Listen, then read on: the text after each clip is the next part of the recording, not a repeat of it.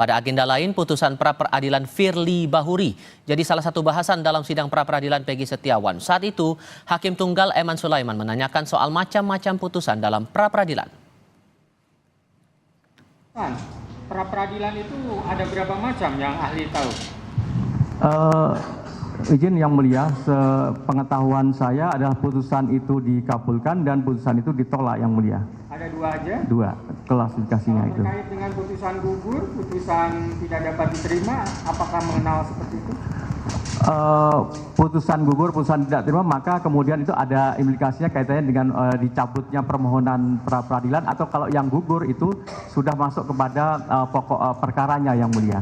Tadi saudara mengatakan putusan tidak dapat diterima itu yang dicabut. Putusan tidak dapat terima. Alasannya apa? Alasan ya karena tergantung dari konsekuensinya, kan tergantung dari pihak pemohonnya Yang Mulia. Seperti kemarin kasus yang di Jakarta Selatan yang Firly Bahuri dinyatakan putusannya tidak dapat diterima. Saudara mengikuti itu? Tidak dapat diterima karena memang menurut penilaian dari hakim pra-peradilan itu adalah tidak bisa dibuktikan oleh pihak pemohon, begitu Yang Mulia. Kalau tidak dapat dibuktikan itu masuk ke materi, apakah tidak bersinggungan dengan ditolak? Mohon izin Yang Mulia, maksud saya yang berkaitan dengan dalil-dalil pra-peradilannya Yang Mulia.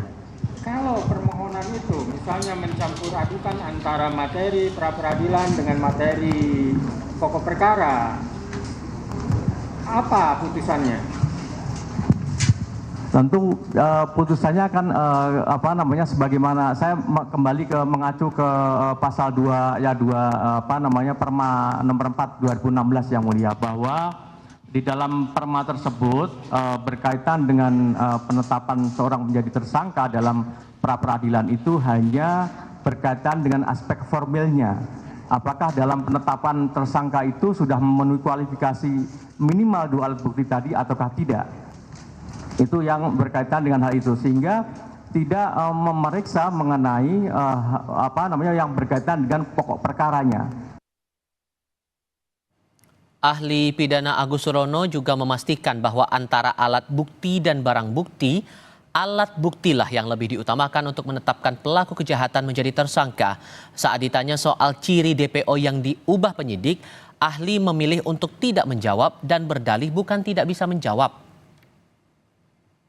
Apa bedanya alat bukti dengan barang bukti? Mohon izin Yang Mulia. Jadi kalau alat bukti itu kan 184 dan 1 KUHP. Barang bukti itu barang-barang atau benda yang ada kaitannya dengan satu tindak pidana. Barang buktinya bisa macam-macam. Surat barang bukti tidak, barang bukti, tapi surat bisa juga dikualifikasi sebagai alat bukti surat. Itu barang bukti. Benda-benda yang ada kaitannya, yang ada hubungannya dengan tindak pidana atau alat, itu juga barang bukti dan seterusnya. Saya kira berbeda maknanya berkaitan dengan alat bukti dan barang bukti. Demikian Yang Mulia. Oke. Baik, berarti apakah alat bukti tersebut harus disertai dengan barang bukti atau hanya cukup alat bukti saja? Ya, mohon izin Yang Mulia. Tentu kan ini teknis di administrasi kaitannya dengan penyidikan Yang Mulia. Itu menjadi domainnya penyidik untuk itu.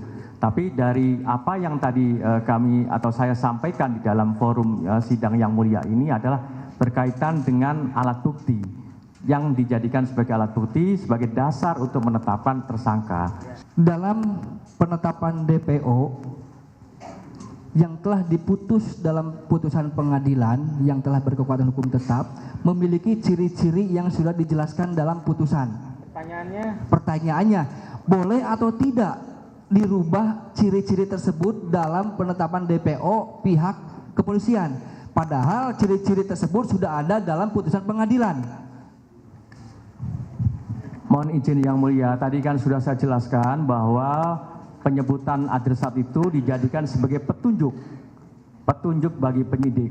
Tugas penyidik adalah menindaklanjuti petunjuk tersebut yang ada dalam putusan pengadilan. Mohon izin ahli, pertanyaan kami itu boleh atau tidak ciri-ciri DPO yang termuat di dalam putusan dirubah oleh penyidik tidak sesuai dengan ciri-ciri yang ada dalam putusan, boleh atau tidak? Bisa menjawab ahli? Saya tidak menjawab berkaitan dengan hal itu, Yang Mulia. Oke, tidak apa-apa. Baik, terima kasih, cukup Yang Mulia. Mohon izin Yang Mulia. Sudah. Mohon izin Yang Mulia. Jadi yang tadi saya sampaikan terakhir Yang Mulia. Yang mana ini? Saya Yang Mulia. Oh, iya. Izin Yang Mulia. Yang tadi saya jawab terakhir itu saya tidak menjawab. Bukan berarti saya tidak bisa menjawab. Iya. Itu berbeda. Oke, Demikian Yang Mulia. kami paham.